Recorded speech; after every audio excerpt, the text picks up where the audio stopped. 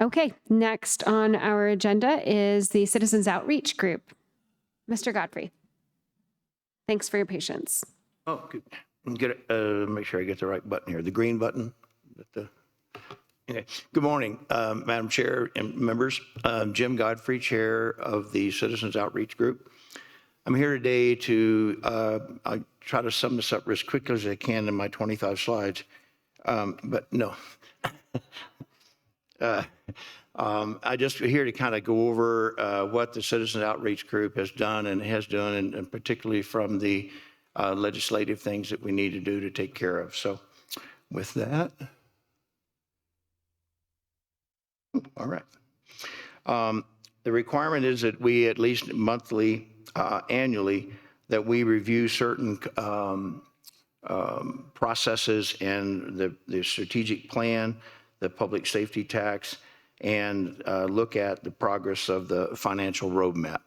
And so we have completed that. We have done all of those things. I think that even though we're down to 4 active members at the moment, I think that those briefings and discussions with each of those people that presented those was thorough. I think there were some great questions asked by the members, and then we truly have people that are interested in carrying out this role as a Citizens Outreach Group member. The strategic plan was presented to us, and I must say that being retired military and have done many strategic plans, I was really impressed a couple of years ago when they changed the format of the strategic plan down to the level of detail that they're going with, the way to measure their progress against those goals in the strategic plan, I think is outstanding. And to be able to know that when participate and meet with workers at different levels, they're aware of what they're doing and what goal of the strategic plan they're accomplishing. And I think that speaks highly of the staff and everybody from the top down, that they're aware. So many strategic plans are done and put on the shelf and nobody cares about them and watches them. But when you get it at the lower level and those people are talking to and know that what they're doing and what goal they're trying to accomplish, speaks highly of the entire staff in that. So a great strategic plan. It was presented to us. The public safety tax report from the Sheriff Roybal. I thought it was a very, very solid report. He was upfront. He talked about that some of the things in that report were from the previous sheriff, and he talked about how he was going to change certain aspects of that as he went through that. And I thought that the detail that he provided was really good. And again, he pointed out the things that he was going to change for the next year. And so some good questions asked by the members during that briefing as well. One other thing that in the first year that I was on the COG, I began to wonder, it was called a Citizens Outreach Group, but yet we weren't doing any outreach. We were coming in, getting a briefing on something and leaving and doing nothing. And the only citizens outreach was if we chose to go to the fair. And so I kind of raised the question once I got appointed chair of, if we're a citizens outreach group, why aren't we doing more outreach? And what can we do to help you guys as commissioners, as representatives from your districts in the citizens outreach group? How can we help the citizens of the county better understand what the county is doing and help you in your own districts relay that and be of assistance to you in doing that? And so we kind of started this discussion at the end of last year, and it's kind of gone on. And so as you are aware, we've rewritten the bylaws. We're relooking at the appointment of the members of the COG and to do that.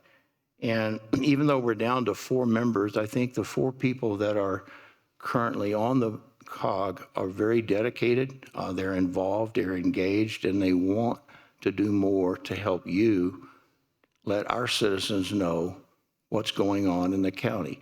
And so we're enabling ourselves to help you if you want our help, and we would like to do that.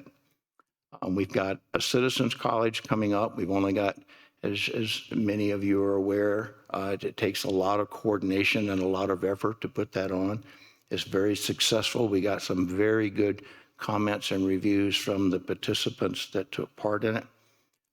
And we just did not have the time or staff to do that this fall. So we're now targeting the springtime. So we're working on that right now to begin to do that. And we'll need the help from the staff to let the members of the various participants and presenters in that know that we'll be contacting them to start arranging that. And so that's coming up in the spring. We're also looking forward to the appointment of the new members of the COG and get everybody oriented. We've got a training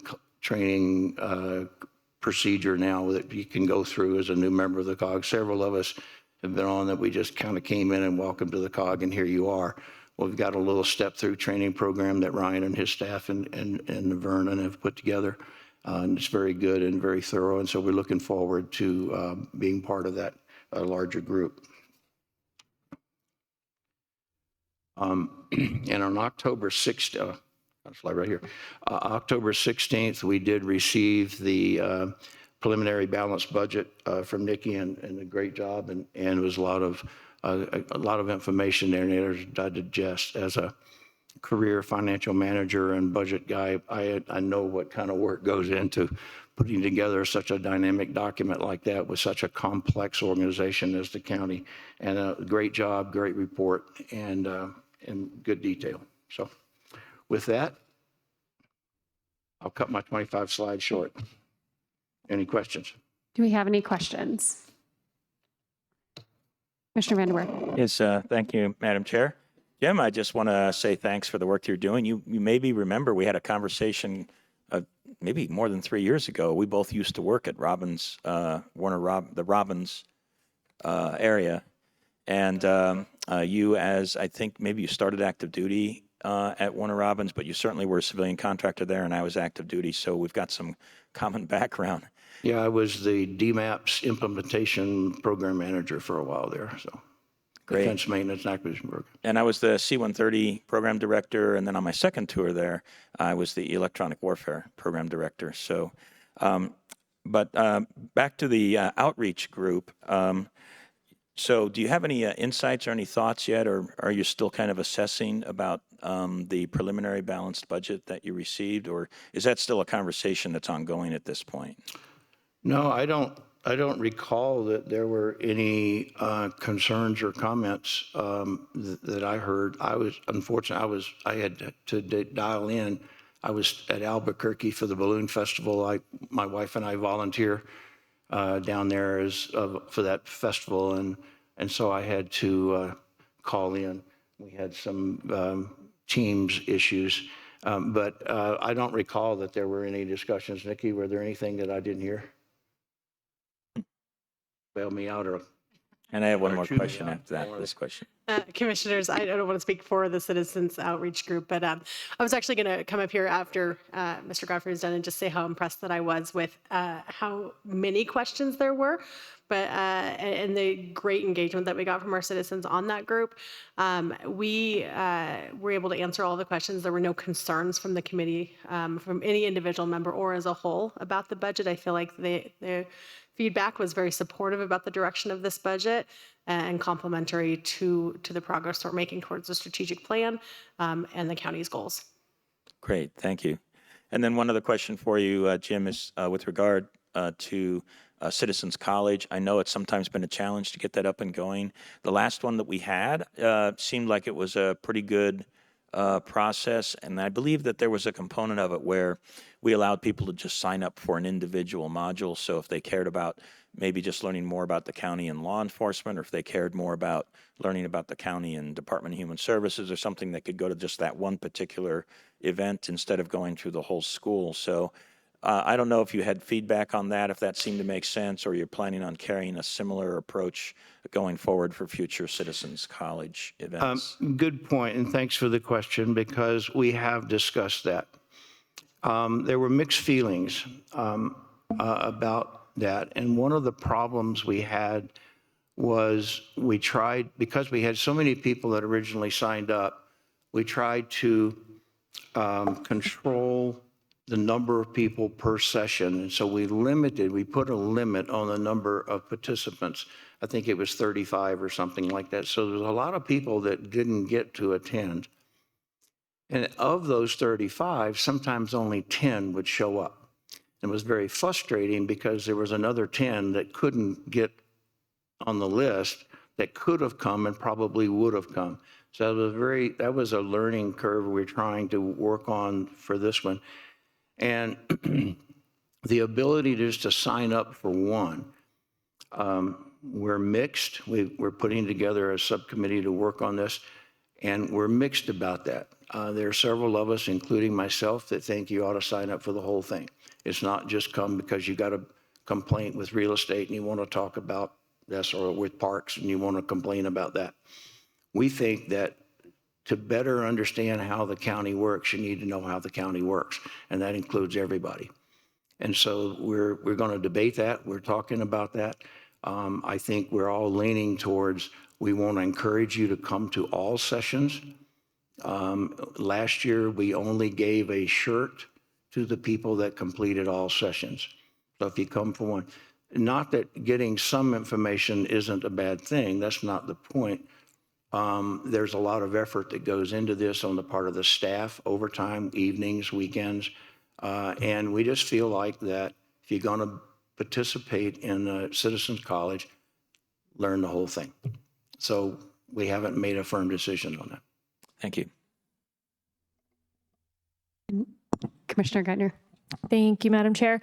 So thank you so much for your work on this. I was online at the COG meeting as well when this was presented, and I too was impressed with the level of questions, and there was a lot of great dialogue as the budget was presented. So really appreciate the attentiveness there and how engaged the entire COG was.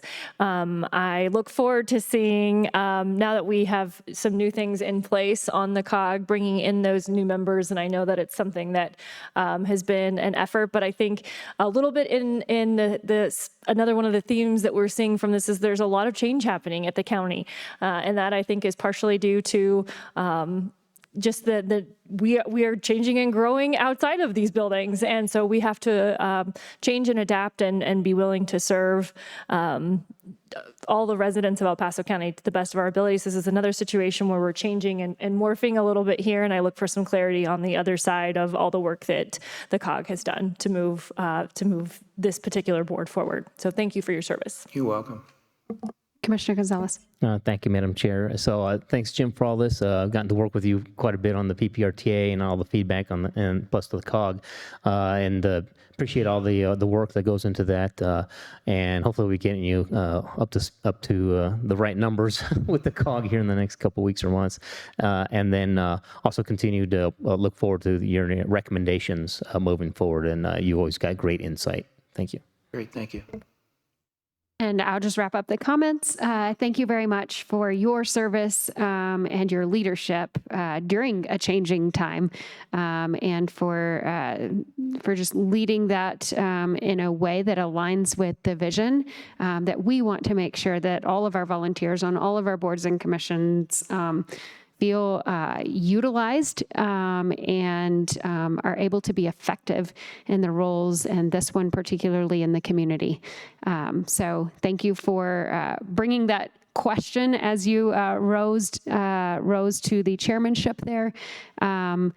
Thank all of your fellow COG members for the time and diligence they have taken with all of your charges, the public safety sales tax budget, as well as this one, and anything else you all have really taken on fully, including Citizens College.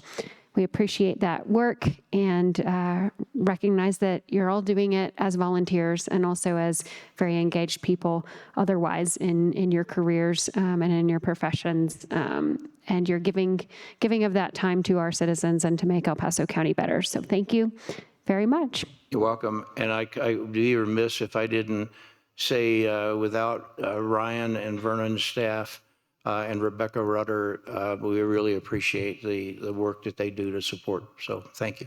Thank you.